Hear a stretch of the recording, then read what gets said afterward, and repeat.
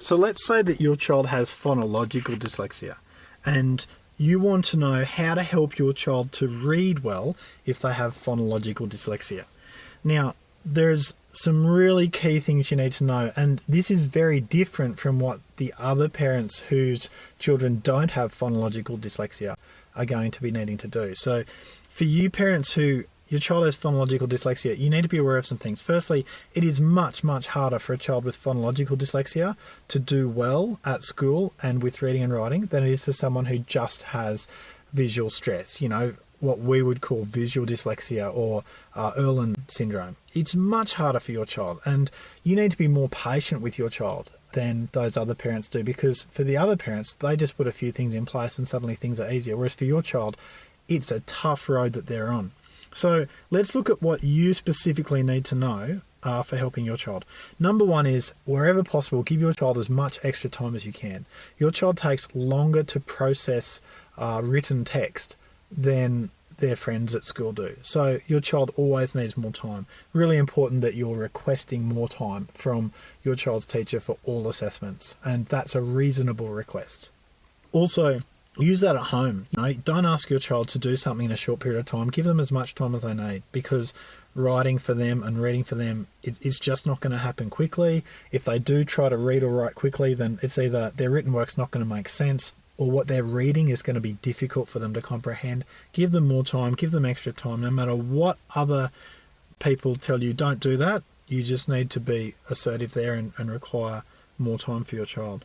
Now, let's start right with, kindergarten reading, and we'll move all the way up through in this short chat we're having now, because if you understand what works at the beginning, it helps you later on. For a little kid, brand new to reading, it's so important that they know what sounds letters make, and especially lowercase letters, because kids normally see lowercase letters, not uppercase letters.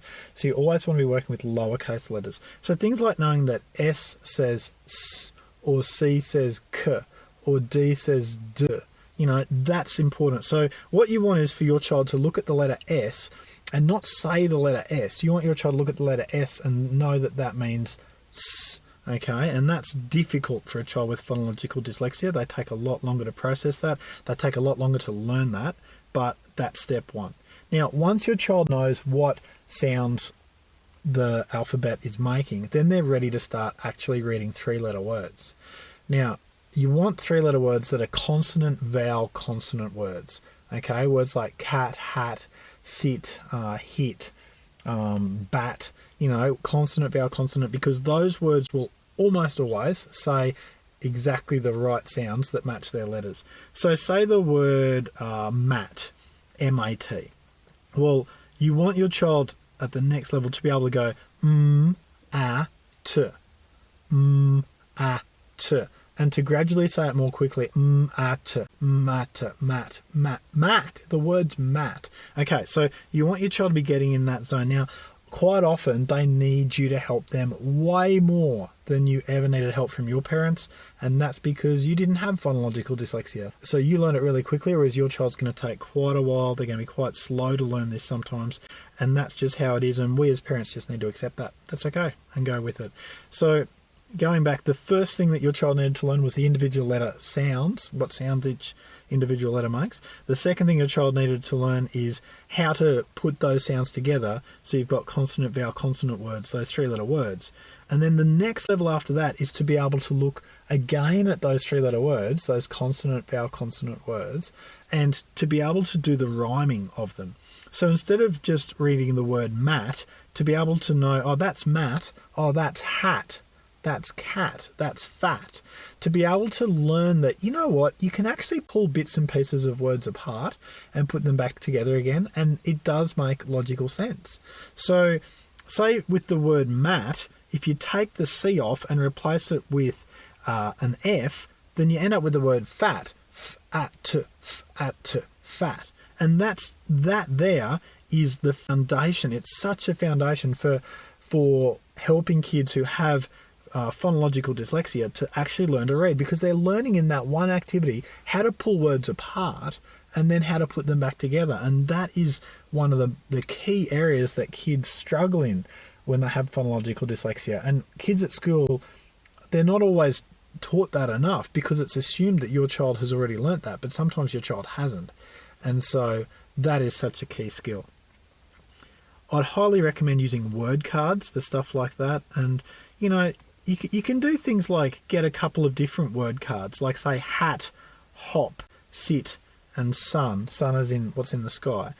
And to get your child to go, okay, so which of these words start with the S sound? Notice I didn't say start with the S sound.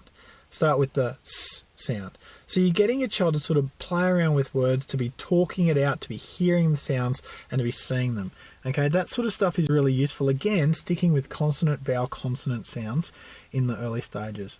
Now, as your child gets a little bit older, say they're in year 2, year 3, it's really important that they can tell what syllables are in the word. You know, like if I look at, say, a word like happy, well, happy is not one syllable. Happy is 2 syllables. And you need to teach your child to be able to break the word happy into H-A-P and P-Y, how that word sort of comes apart there. Happy. And a way of doing that with words that are longer than 1 syllable is to have them sort of clapping. So instead of just saying happy, how many syllables in happy, to actually clap it out with them and go happy. How many syllables? Happy. Happy. Yep. So as they're clapping it out, it just makes it easier for them to learn to break words into syllables. Now, that's sort of a good start, but that's not going to take you exactly where you need to go, because the next level after that is for kids to learn to use the letter E on the end of words. I mean, there's so many ways you could teach a child to read, but this is a really healthy way of doing it. So if I take the word fin, as in what's on a fish has a fin. If I take the word fin, it's got a short vowel sound for the I. It's I, okay, fin. But then if I add the letter E to the end of that word, it becomes fine. You know, it was fin, but fin plus an E is now fine. Okay, so the I sound is now turned into an I sound. And the deal is that the letter E on the end of a word makes a vowel say its own name, basically. So, and that's, you know, you can see that, fin to fine. The I's now saying I, it's saying its own name. Now, this is a really good thing for you to show your child and to really work with your child for quite a lot of regular time on, because, again, it's teaching your child that there's some sort of logic and some sort of order to the way that English works and the way that words work, and that, you know, you can add an E to a word and you can take an E off a word, and you can predictably work out what's going to happen there. So say with the word hat, okay, you want your child to know that that word hat, H-A-T, hat, is a stable word. It makes sense, hat. And then I put the E on the end and it makes it into the word heat, and that is predictable. And that rhymes with, say, mat and mate. You know, you want your child to see the predictability of it, because that's what's so often missing for kids with phonological dyslexia. And it's not just knowing that it has predictability, because that's not always going to make it easier for your child to do the actual decoding, the reading. But at least if they're struggling with the work, knowing that there is some logic to it is going to inspire them to give it their all and to not be someone who quits. Now, the next level for helping your child, and this is, you know, as they're getting a little bit older, we're not talking kindergarten, we're talking, you know, year 1, year 2, year 3, is to help your child understand prefixes and suffixes. So your prefixes being un, in, and miss. Things like misspelled, unhappy, you know, incompetent. You know, I don't think you'd be using that word with your kid, otherwise that would demonstrate some incompetence on our parts as teachers or parents. But you get what I'm saying. It's those little sounds at the start of words, because, again, it's teaching our child that words can be broken into pieces. So say the word happy, okay, I can put unhappy, I can put un at the start and turn happy into unhappy, and then I can take the un off and it goes back to being happy. It's important for our child to play around with this sort of idea, and it's a good idea to use cards. So to have the word happy on a card, and then to get another little card that says un on it and put them side by side so your child can see, oh, it was happy, but with this card in front it's now unhappy. Okay, so particularly prefixes such as un or in or miss, you know, they're really straightforward, they're common, they're effective ways of showing kids how to get used to longer words, because they can, after a while, and it takes longer for someone with phonological dyslexia, but it can be done, after a while they get used to the idea that un, it will say un. So UN at the start of a word means that, yep, I'm safe, I can read that word, that's no worries. And then the other thing is to keep in mind the suffixes, the little bits that you put on the ends of words, like FUL, something like, say, hate, you put FUL on the end, it becomes hateful, or something like LY on the end of words, like sad with LY becomes sadly, quick with LY on the end becomes quickly. And again, to use those words and those word cards to get your child pulling words apart, putting them back together. And another good one is MENT, MENT. So as they're getting older, to know words like containment, contentment, because contain and content, they're words that your child's now able to read, and you're putting MENT on the end, MENT, and it just means that your child's really become accustomed to pulling words apart, putting them back together, and that's one of the main skills that kids with phonological dyslexia are lacking. And so by doing this sort of activity, you're actually hitting them at the point of their need. Now, as kids get older, it's good to focus more on compound words, and by that I mean where you've got two words joined into one. Words like sailboat, or heartbeat, or toothbrush, or toothpaste. Say the word toothpaste. It's actually two separate words, tooth and paste. You put them together, you got toothpaste. So the good thing about using these compound words, these longer words, is that your child is learning to read longer words, but in a way that still feels safe, because your child can read tooth, and your child after a while hopefully can read paste, and putting them together, they're seeing that the word comes in chunks.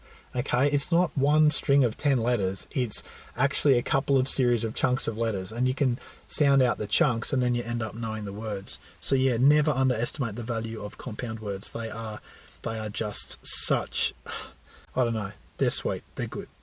And then from this point on, pretty much it's a matter of practice, practice, and more practice. And you want your practice to be intelligent and well planned and viable for the long term.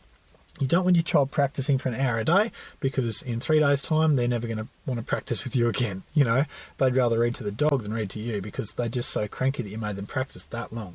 So firstly, don't practice for too long. Secondly, practice in a way that is actually fun. So getting your child to reread a sentence or a paragraph is actually fairly motivating once they get into the habit of it, because the first time they're reading, they're just sort of understanding what the words say. The second time they're reading that paragraph, they sort of feel like, yeah, I can do this, and the third time they just feel like, yeah, this is easy. I'm a champion, I can do this reading.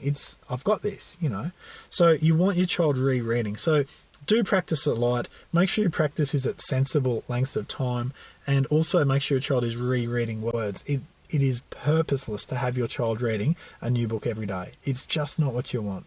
Unless they're already in a great spot with their reading, in which case they don't need to be doing this activity with you. But your child should not be reading a different book every day. Your child should be reading the same book they read yesterday and a bit of a new book. And then tomorrow they read again the same book they read yesterday and then a little bit of something new, because you want that variety. And who cares if it takes your child a week to get through a book? Who cares? It doesn't matter. What matters is that they were reading the words and understanding it and getting used to reading and gradually improving their skills.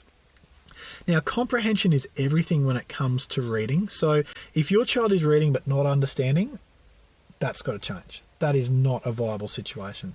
I've seen it so many times. Kids with dyslexia who they can read, they sound like they're reading, but they're so focused on understanding what the words are, and they're so focused on trying to work out, how do I read this word, that they're not really grasping the meaning of the text. So a simple way around that is to have your child reread that section, but you just can't gloss over that. You can't act like that's not happening. You've got to go back and deal with it. And ask them questions about what they've read, but don't just ask questions like, oh, where did the bear go, when the bear went to the beach? Because it was obvious the bear went to the beach. Even the picture has a picture of the bear at the beach. But ask them things like, oh, what do you think the bear would be feeling like on the way to the beach? Oh, why do you think the bear went to the beach? Do you think it would be a good idea for other bears to go to the beach? Or other questions like that. So those sort of questions sort of cause your child to have to comprehend, and a big part of that's going to be in how you get them to reread what they've just read. Now, it's really healthy for kids to read alongside with an audio book. Now, I fear that if I explain this to you that you're going to go, yeah, what a great idea, and then never do it. I really hope you latch onto this one. It's healthy. You know, kids can have audio books, you know, books on CD or downloadable books that they read for them. And as your child is reading the words, they're never getting stuck because they're hearing the audiobook read to them. And it sort of is a lead-in to being able to read more difficult books. So whatever level your child is at, there'll be audiobooks for your child, and I would highly recommend getting hold of them and really encouraging your child to read them. If necessary, giving them, I don't know, some extra pocket money or some chocolate just to do the audiobook. And if they are doing the audiobook, then that means you don't have to be the one teaching your child, which is good, because at the end of the day, you also want to be a parent, not just the person who makes your child read. Now, for super excited kids about music, kids who just love their music, then it can be really effective to have your child reading lyrics to songs that they already half know. You don't want kids reading lyrics to songs that they completely know off the top of their head. You want kids reading songs that they're sort of vaguely familiar with, okay? And make sure that the lyrics are printed out large enough that your child can read them. You don't want the child reading the back of a CD cover. They can hardly read them, they're so small. But it is healthy for them to be reading those lyrics because the child's already interested and engaged in that, and the child is, you know, familiar with the sound of the tune. The child can sort of make the words fit the pattern that they vaguely remember the words going in the last time they heard the song. And so, yeah, obviously make sure your child's not listening to stuff that's just like junk food for their head. You know, so much of teenage music is just aimed at just, I don't know, teaching our kids values that don't line up with yours or mine. But so make sure they're reading lyrics to something that's worthwhile. But at the same time, I wouldn't gloss over this opportunity. It's a good opportunity. If you've got a kid who hates reading but loves music, you know, then there's your way into reading. Next step is to go and have a look at the videos on helping a child who has visual forms of dyslexia, like visual stress, scotopic sensitivity, Erlen syndrome, whatever you want to call it. Okay, those things, those videos are actually very relevant for you, even if your child has phonological dyslexia. Don't take too much notice of things like changing the colour of the page. Well, that's not relevant to you. We've already established that. But do take notice of the activities that I'm suggesting, because those activities, most of them are actually applicable to your child. And I think that you'll see that the variety there is useful to you, and you'll see that it sort of makes sense. You put this particular video together with those ones and it'll make sense to you, so have fun. So let's say that your child has phonological dyslexia and you want to know how to help your child to read well if they have phonological dyslexia. Now, there's some really key things you need to know, and